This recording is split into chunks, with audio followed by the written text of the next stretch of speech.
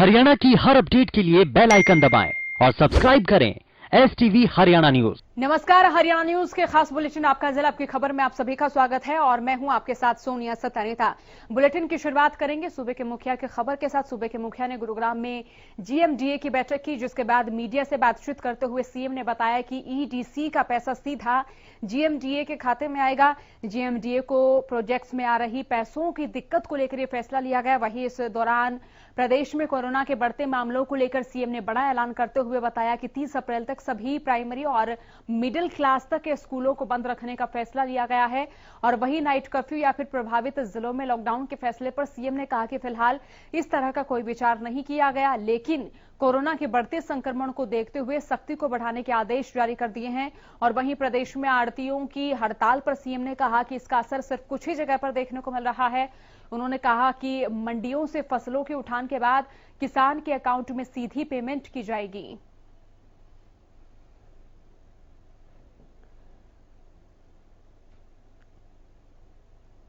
तो यहां सूबे के मुखिया गुरुग्राम पहुंचे थे, जहां उन्होंने कहा कि आढ़ती जो हड़ताल पर हैं उनकी हड़ताल का व्यापक असर नजर नहीं आ रहा, क्योंकि कुछ ही क्षेत्र है जहां पर आढ़ती हड़ताल पर बैठे हैं।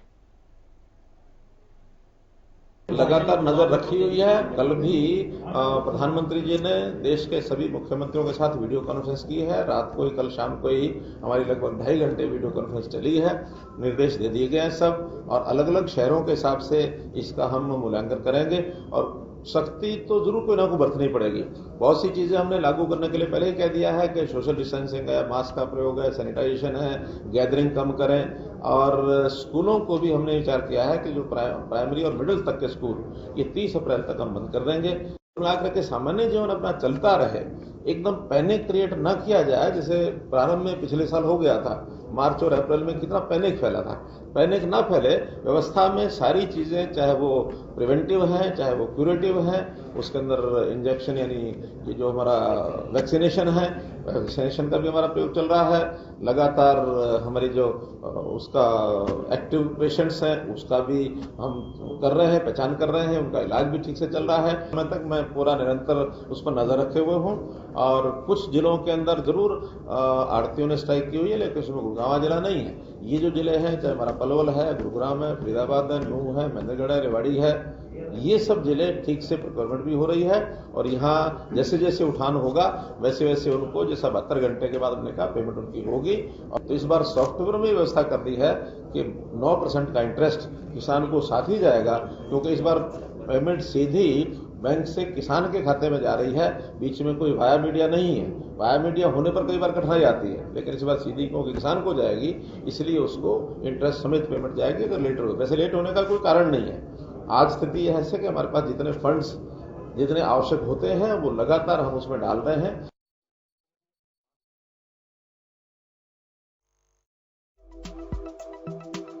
सौगात दी है। आपको जानकारी देते विभिन्न जिलों के लिए सीएम मनोहर लाल की सौगात, विकास परियोजनाओं की सौगात। 4 परियोजनाओं की डिजिटल रूप से शुरुआत की गई है और 10 करोड़ 60 लाख की विकास परियोजनाओं की सौगात दी है।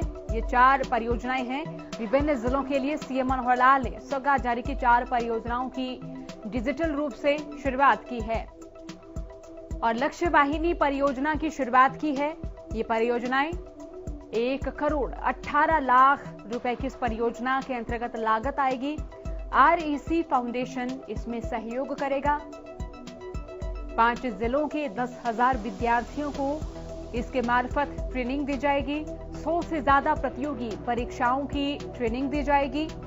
अंबाला, झज्जर, जींद, कैथल और यमुनानगर जिले जो हैं वो इस परियोजना में शामिल किए गए हैं। अब दूसरी सौगात, गुरुग्राम और मेवात में बनेंगे 70 स्मार्ट क्लासरूम। राज्य के विद्यालयों में बनाए जाएंगे स्मार्ट क्लासरूम। खासतौर पर सरकारी स्कूलों को सुविधाएं मिलेंगी। राइट्स कंपनी के सहयोग से बनाएंगे स्मार्ट क्लासरूम। 1 करोड़ 31 लाख 60 हजार रुपए की इस परियोजना के अंतर्गत लागत आएगी। गुरुग्राम और मेवात में 70 स्मार्ट क्लासरूम बनाए जाएंगे और ये स्मार्ट क्लासरूम राज्य के विद्यालयों में बनाए जाएंगे, सरकारी स्कूलों में बनाए जाएंगे। राइट्स कंपनी के सहयोग से ये स्मार्ट क्लासरूम बनाए जाएंगे। 1 करोड़ 31 लाख 60 हजार रुपए की लागत आएगी। और तीसरी सौगात, प्रोजेक्ट के तहत 330 स्मार्ट क्लासरूम बनाए जाएंगे। 165 अन्य राजकीय विद्यालयों में भी ये स्मार्ट क्लासरूम बनाए जाएंगे। पावर ग्रिड 7 करोड़ 80 लाख रुपए खर्च करेगा इसके लिए।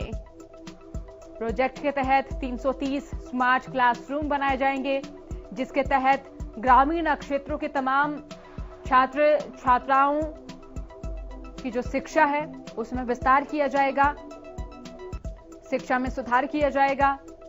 और ये चौथी सौगात एडवांस लाइफ सपोर्ट एम्बुलेंस की सौगात दी गई है। आधुनिक उपकरणों से ये एम्बुलेंस लैस है, तमाम सुविधाएं इसमें मिल सकेंगी। नागरिक अस्पताल मानेसर में इसका इस्तेमाल किया जाएगा। जयसन सेफ्टी सॉल्यूशंस और आनंदा ग्रुप ने ये दान दी है। और वही कांग्रेस प्रदेश अध्यक्ष कुमारी शैलजा ने सिरसा में प्रेस कॉन्फ्रेंस कर सरकार पर बड़ा हमला बोला। शैलजा ने कहा कि प्रदेश में कोरोना के मामले बढ़ते जा रहे हैं, लेकिन सरकार ने कोरोना पर लगाम लगाने की कोई व्यवस्था नहीं की। और वही बिजली को लेकर शैलजा ने कहा कि प्रदेश में बिजली की भारी कमी है और सरकार के 24 घंटे बिजली उपलब्ध कराने वाले जो दावे हैं वो पूरी तरह से खोखले नजर आ रहे हैं। इसके साथ ही किसानों के खाते में सीधे पैसे मुहैया कराने को लेकर हुए विवाद पर शैलजा ने कहा कि सरकार ने किसानों और आड़तियों को एक दूसरे के समक्ष लाकर खड़ा कर दिया। सरकार को किसानों और आड़तियों से बातचीत करने के बाद ही इस तरह का फैसला लेना चाहिए था। राज्य सरकार ने हमारे सामने कोई रोड मैप, कोई ब्लूप्रिंट नहीं रखा है। जिस कदर कोविड केसेस बढ़ते चले जा रहे हैं, आप हरियाणा की जनता के सामने क्या प्लान रखना चाहते हैं, या फिर ये आप इस तरह की फायर फाइटिंग करेंगे कि पहले आग लगे और फिर उसको बुझाने के लिए इंजन पहुंचेगा? क्या तैयारी है सरकार बताए। जब इस कदर बढ़ता जा रहा है तो आम जनता को आप कैसे बचाएंगे? हर तरह से बिजली के ना केवल बिल डबल हुए, आप ये बता दीजिए बिजली मिल कहाँ रही है। नारे देते हैं 24 घंटे के। गांवों में जाकर पूछिए, आप लोगों से आप पूछिए कि कितनी बिजली आ रही। कल हम गांवों में घूम रहे थे, वहां के लोगों ने बताया कि जी हम भी पढ़ा करते थे, अब गांव में आके देखा 24 घंटे के जो नारे हैं हर नारे की तरह खोखला नारा है। हल कौन निकालेगा? सरकार। एक को दूसरे से लड़वाने का काम सरकार कर सकती है, क्या जोड़ने का काम भी करेगी? ये सरकार की हर नीति के तहत है कि एक को दूसरे के सामने खड़ा करो। इससे किसका फायदा होगा? क्या किसान का फायदा होगा? क्या आड़तियों का फायदा होगा? क्या मजदूर का फायदा होगा? और अल्टीमेटली क्या जनता का फायदा होगा? सरकार की जिम्मेवारी है गतिरोध दूर करने की, ना कि गतिरोध पैदा करने की। जब सरकार निकम्मी होती है तो प्रशासन भी निकम्मा होता है। ये केवल दिखावा है शक्ति का।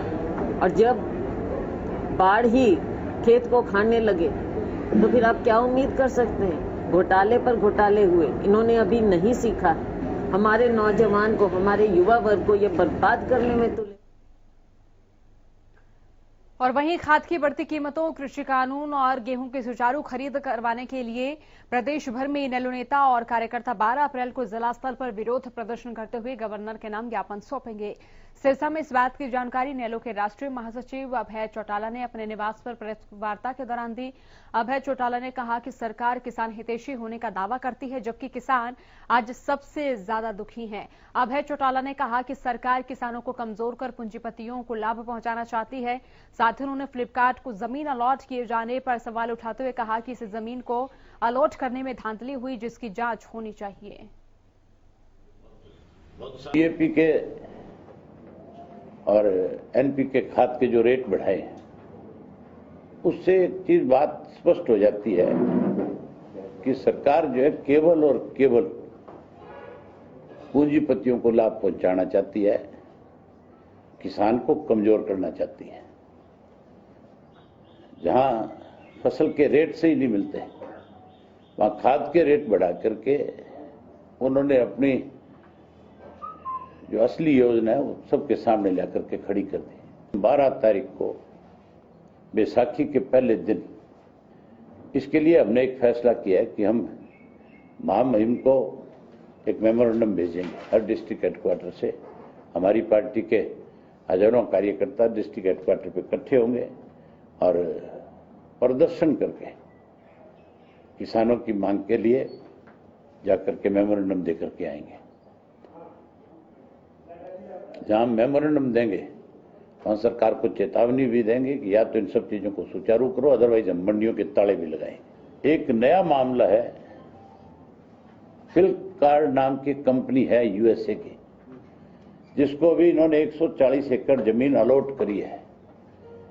आज तक हरियाणा के अंदर कोई भी जमीन, चाहे वो हुड्डा की है, चाहे एचएसआईडीसी की है, चाहे सरकार की कोई और दूसरी लैंड है, अलॉट नहीं हो उसकी, ओपन ऑक्शन हुई है। इस जमीन की भी ओपन ऑक्शन होनी चाहिए थी। और वहीं कृषि कानूनों को लेकर सरकार और किसानों के बीच समाधान होने का नाम नहीं ले रहा है। एक और किसान तीनों कृषि कानूनों को रद्द करवाने की मांग पर अड़े हुए हैं, तो वहीं दूसरी ओर सरकार बातचीत के जरिए बीच का रास्ता निकालने की कोशिश में है। वहीं कृषि कानूनों को रद्द करवाने के लिए किसान नई रणनीति बनाकर सरकार पर दबाव बना रहे हैं। अपनी नई रणनीति के तहत किसानों ने एक बार फिर केएमपी एक्सप्रेसवे को जाम करने का ऐलान किया। किसान कल यानी शनिवार को केएमपी को जाम करेंगे। किसान शनिवार सुबह 8 बजे से रविवार सुबह 8 बजे तक एक्सप्रेसवे को जाम रखेंगे। किसानों का कहना है कि सरकार जबरदस्ती तीनों कृषि कानूनों को थोप रही है, क्योंकि ਜਿਹੜਾ ਸਾਡਾ ਸੰਯੁਕਤ ਮੋਰਚੇ ਤੋਂ 4.5 ਮਹੀਨੇ ਤੋਂ ਅਸੀਂ ਦਿੱਲੀ ਦੇ ਜਿਹੜੇ ਸਾਰੇ ਬਾਰਡਰ ਮੱਲ ਕੇ ਬੈਠੇ ਆ, ਉਹਦੇ ਸਬੰਧ ਦੇ ਵਿੱਚ ਅਸੀਂ ਜਿਹੜੇ ਪ੍ਰੋਗਰਾਮ ਤਿੱਖੇ ਦੇ ਰਹੇ ਹਾਂ, ਉਹਦੇ ਸਬੰਧ ਸੰਯੁਕਤ ਮੋਰਚੇ ਨੇ ਜਿਹੜਾ 10 ਤਰੀਕ ਨੂੰ ਇਹ KMP ਰੋਡ ਜਿਹੜਾ ਜਾਮ ਕਰਨਾ ਹੈ, ਉਹਦੀਆਂ ਤਿਆਰੀਆਂ ਅਸੀਂ ਅੱਜ ਸ਼ਾਮ ਤੋਂ ਸ਼ੁਰੂ ਕਰ ਦਿਆਂਗੇ। ਵੱਡੇ ਪੱਧਰ ਤੇ ਅਸੀਂ ਜਿਹੜਾ ਪਹਿਲਾ ਪ੍ਰੋਗਰਾਮ ਸਾਡਾ ਸੀ 11 ਵਜੇ ਜਾਮ ਲਾਉਣਾ, ਹੁਣ ਅਸੀਂ ਸਵੇਰੇ 8 ਤੋਂ 11:08 ਤੱਕ ਕਰ ਦਿੱਤਾ। 24 ਘੰਟੇ ਜਾਮ ਲੱਗੇਗਾ। ਟਾਈਮ 'ਚ ਥੋੜੀ ਤਬਦੀਲੀ ਕਰਨੀ ਪੈਗੀ। ਇਸ ਕਰਕੇ ਬੀਜੇਪੀ ਗਵਰਨਮੈਂਟ ਜਿੰਨਾ ਚਿਰ ਸਾਡੇ ਕਾਲੇ ਕਾਨੂੰਨ ਵਾਪਸ ਨਹੀਂ ਕਰਦੀ, MSP ਕਾਨੂੰਨੀ ਜਾਮਾ नहीं बनाते, उन्ना चिर ਅਸੀਂ ਤਿੱਖੇ ਤੋਂ ਤਿੱਖਾ प्रोग्राम देवांगे। संयुक्त मोर्चा की तरफ से पहले भी आह्वान किया गया था और आज भी मैं आप लोगों को बता देता हूं कि कल जो हमारा सुबह 8 बजे से लेकर के परसों 8 बजे तक का 24 घंटे का KMP का पूर्ण जाम है और आज से ही हमने पूरी तैयारियां शुरू कर दी हैं। गांव-गांव में जाकर के प्रचार किया जा रहा है और जितने भी हमारे टोल प्लाजा हैं KMP के ऊपर, उन सभी टोल प्लाजा के साथियों को, और जो हमारे यहाँ टिकरी बॉर्डर की खास करके मैं बात करूं तो माइक से भी बोल दिया जाएगा और सभी ट्रैक्टर ट्रेलियों में जितने भी किसान हैं, मातृशक्ति बहुत ज्यादा संख्या में पहुंची हुई और आज रात तक भी यहाँ पंजाब से हरियाणा से पहुंच रही है और कल सुबह वो सारी 8 बजे आप लोगों को KMP में मिलेगी। इधर कैथल की अनाज मंडी में बीते 4 से 5 दिनों से गेहूं की खरीद न होने से परेशान किसानों ने जींद रोड नेशनल हाईवे पर जाम लगा दिया। किसानों का कहना है कि उनकी गेहूं की फसल न बिक पाने से वो पिछले कई दिनों से परेशान हैं। पूरे दिन गर्मी में वो अपनी गेहूं की पहरेदारी करते रहते हैं और मंडी में सिर्फ बहानेबाजी हो रही है। कभी गेहूं में नमी की बात कही जाती है तो कभी मशीन की समस्या की। इसी के चलते 5 से 6 दिनों से कई किसानों की गेहूं की फसल ऐसे ही मंडी में पड़ी है। किसानों ने कहा कि उन्होंने प्रशासनिक अधिकारियों तक अपनी बात पहुंचाने के लिए ये जाम लगाया था। दिक्कत यह 5 दिन से मैं उड़ा कर रहा हूँ मंडी में। एक आदमी का 500 रुपया खर्चा है। 5000 डेयरी कैथल के अंदर पड़ी है। 5000 आदमी हो गए, हमारे घर के काम लग रहे बिगड़न और माँ मुरा 500 रुपये खर्चा रोज लग रहा है। और यहाँ आरती मारते कहते हैं कि हमारी प्रशासन ऊपर नहीं सुन गया। और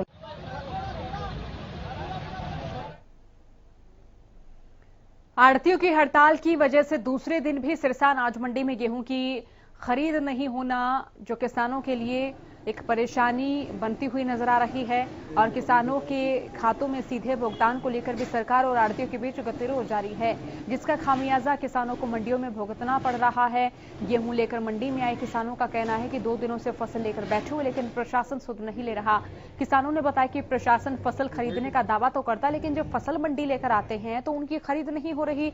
किसानों ने बताया कि सरकार ने जो पोर्टल शुरू किया है उसमें भी खामियां हैं, जिसको लेकर भी किसान परेशान हैं।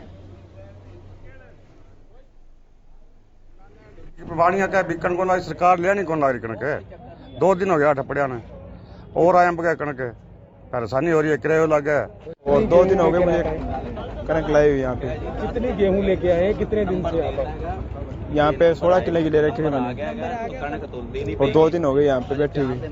और मैं यहाँ 2 ट्राली गेहूं की लेके आया हूँ तो यहाँ जो गेहूं की खरीद होनी है वो बंद हो चुकी है अभी तक, और सरकार इस चीज़ पे कोई एक्शन नहीं ले रही है। कणक पक के तैयार है, कुछ लिया भी रखी है, आगे तोल कोई कर नहीं रहा जी, बहुत ज्यादा समस्या है। मान लो आड़ती और जमींदार का एक बाप बेटे जैसा नाता है, भी जब भी जमींदार को जरूरत होती है उससे पैसे मांग सकता है आड़ती से लेकर। और ये करनाल अनाज मंडी में दूसरे दिन भी किसान निराश बैठा रहा, क्योंकि सरकार और आड़तियों की तनातनी में किसान का गेहूं जो है वो नहीं बिक रहा है, तोल नहीं हो पा रहा फसल का। सरकार की अपनी जिद है तो आड़ती अपनी मांग पर अड़े हैं और डर सता रहा है किसान को। किसान की फसल मंडियों में पड़ी है, खेतों में पड़ी है, तो ऐसे में सरकार और आड़तियों को बीच का समाधान निकालकर आगे आना चाहिए और रुकी गेहूं की तुलाई और लिफ्टिंग का काम शुरू कर देना चाहिए। फिलहाल करनाल मंडी में तोल नहीं हो रहा, जिसके चलते किसान और मजदूर सबसे ज्यादा परेशान हैं। हम तो ये कह रहे हैं जो जिम्मेदार ने कहता है मेरे खाते में पेमेंट डाल दो, आप जिम्मेदार के खाते में डाल दो। जो जिम्मेदार कहता है आड़ती के खाते में डाल दो तो आड़ती के में डाल दो, उसमें बताओ गवर्नमेंट को क्या परेशानी है। हम तो एक ही बात कह रहे हैं भाई, जो जिम्मेदार कहता है मेरे खाते में पेमेंट डाल दो जी, हमने कोई दिक्कत नहीं है उसके में डाल दो। जो जिम्मेदार का नहीं कहता आड़ती के खाते में डालो तो आड़ती को डालनी चाहिए। पेमेंट तो लास्ट में भी आड़ती के पास ही आएगी। दिक्कत आ फसल ਤੁਹਾਡੇ ਸਾਹਮਣੇ ਹੀ ਆ ਜੀ। ਅਸੀਂ 4 ਟਰਾਲੀਆਂ ਲੈ ਕੇ ਆਏ ਹਾਂ, ਕੱਲ ਲੈ ਕੇ ਆਏ ਹਾਂ ਤੇ ਹਜੇ ਤੱਕ ਥੋੜਾ ਤੋਲ ਚੱਲਿਆ ਸੀ, ਉਸ ਤੋਂ ਬਾਅਦ ਫੇਰ ਪਤਾ ਲੱਗਾ ਵੀ ਇਹਨਾਂ ਤੋਲ ਬੰਦ ਕਰ ਦਿੱਤਾ ਹੈ। ਪਰੇਸ਼ਾਨੀ ਬਹੁਤ ਜ਼ਿਆਦੀ ਆ, ਇਹ ਐਤਕੀ ਵਾਰ ਦੀ ਨਹੀਂ ਆਈ ਵਾਰੀ ਦਿੱਕਤ ਹੁੰਦੀ ਹੈ ਇਸੇ ਤਰ੍ਹਾਂ ਹੀ। और इधर सिरसा में कमिश्नर चंद्रशेखर, जिला उपायुक्त प्रदीप कुमार और एसडीएम जयवीर यादव ने जनता भवन रोड स्थित अनाज मंडी का जायजा लिया। इस दौरान उन्होंने मंडी में फसल खरीद को लेकर किए गए प्रबंधों का जायजा लेने के साथ ही शौचालयों, पीने के पानी की व्यवस्था और किसानों के आराम करने की जगह का भी जायजा लिया गया। इस दौरान उन्होंने तुलाई नहीं होने से परेशान किसानों से भी बातचीत की और उन्हें जल्द ही समस्या का समाधान का आश्वासन दिया। तो यहां अनाज मंडी में किसी तरह की अव्यवस्था न हो, इसको लेकर लगातार अधिकारी मंडियों का जायजा ले रहे हैं, लगातार यहां दौरा कर रहे हैं।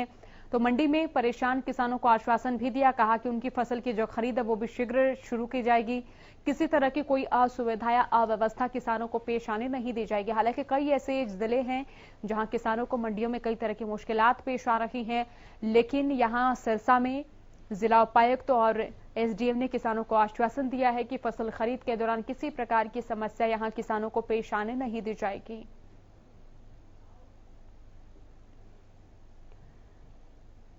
हरियाणा के अतिरिक्त मुख्य सचिव टीसी गुप्ता यमुनानगर पहुंचे। उन्होंने यमुनानगर जिले की कई अनाज मंडियों का दौरा करके किसानों और आड़तियों से बातचीत की। आड़तियों द्वारा कल से गेहूं की खरीद बंद कर दी गई है, जिसको लेकर उन्होंने बताया कि अब राशन डिपो होल्डर को गेहूं खरीद के लिए अस्थायी लाइसेंस दिए जा रहे हैं। उन्होंने कहा कि सरकार की इच्छा यही है कि आड़ती ही गेहूं की खरीद करें, इसके लिए उनसे बातचीत की जा रही है, जिसका समाधान निकलने की उम्मीद है। अगर समाधान नहीं निकला तो किसानों को कोई दिक्कत न आए, इसीलिए राशन डिपो होल्डर को अस्थायी लाइसेंस जारी करने की प्रक्रिया शुरू कर दी गई है। तो यहां जिले की कई अनाज मंडियों का अधिकारी दौरा कर रहे हैं, किसानों और आड़तियों से बातचीत भी कर रहे हैं, किसी तरह की समस्या का सामना ना करना पड़े, इसके लिए भी यहां तमाम प्रशासनिक अधिकारी अपनी मुस्तैदी जाहिर करते नजर आ रहे हैं।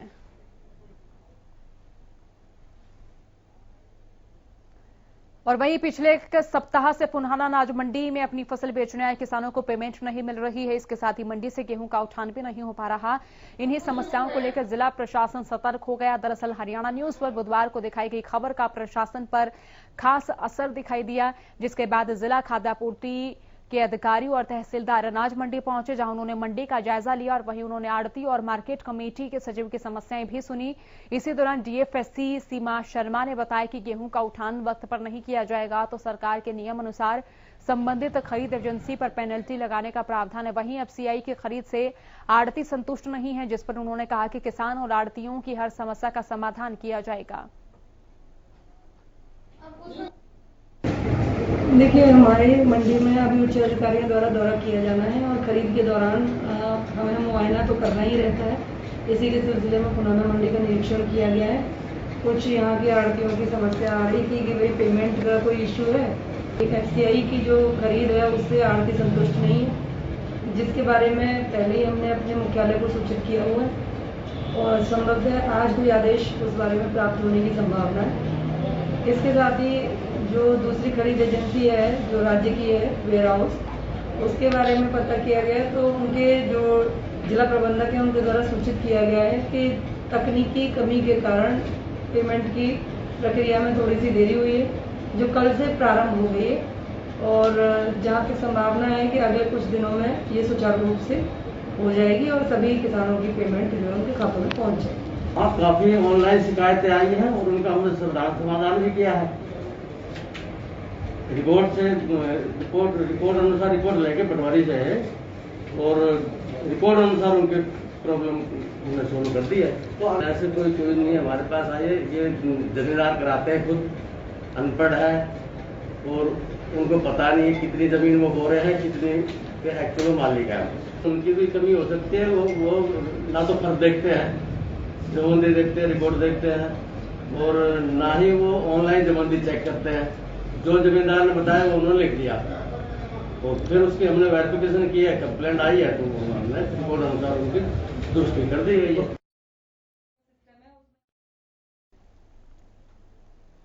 और वहीं देश में कोरोना का प्रकोप एक बार फिर से बढ़ गया है, जिससे मजदूरों को लॉकडाउन का डर सता रहा है। वहीं इस कारण उन्होंने घर वापसी करनी शुरू कर दी। मजदूरों का कहना है कि सरकार ने भी अब सख्ती करनी शुरू कर दी है, इसीलिए वो अब कोई जोखिम नहीं उठाना चाहते, इसीलिए अभी से ही घर की ओर रवानगी कर रहे हैं। वहीं मजदूरों के पलायन पर प्रतिक्रिया देते हुए डीसी सोनीपत एसएल पुनिया ने कहा कि स्वास्थ्य विभाग कोरोना के बढ़ते केसों पर अंकुश लगाने की दिशा में काम कर रहा है और मजदूरों को डरने की आवश्यकता नहीं है। साथ ही उन्होंने अपील की है कि अफवाहों से दूर रहना होगा। क्या कर रहे हैं, गरीब आदमी हैं, यहाँ मजदूरी करते हैं, गांव में जाते तो खेती बाड़ी करते हैं, धान गेहूँ गन्ना पन्ना जो हो अपना वो करते हैं, काटते पीटते हैं। तो अब लोग यहाँ से पलायन कर रहे हैं? हाँ, यहाँ से पलायन कर रहे हैं कोरोना के डर से, क्योंकि यहाँ 2 महीने खाए, कमरे का किराया भी डबल देना पड़ा और अनाज हमें महंगा मिल रहा, राशन हमें महंगा मिल रहा, इसलिए हम कोरोना के डर से पहले ही भागे जा रहे हैं। दोबारा से लॉकडाउन लग सकता है? अब लोग कह रहे हैं दोबारा से लॉकडाउन लगने वाला है, इसलिए हम घर भागे जा रहे हैं सारे लोग।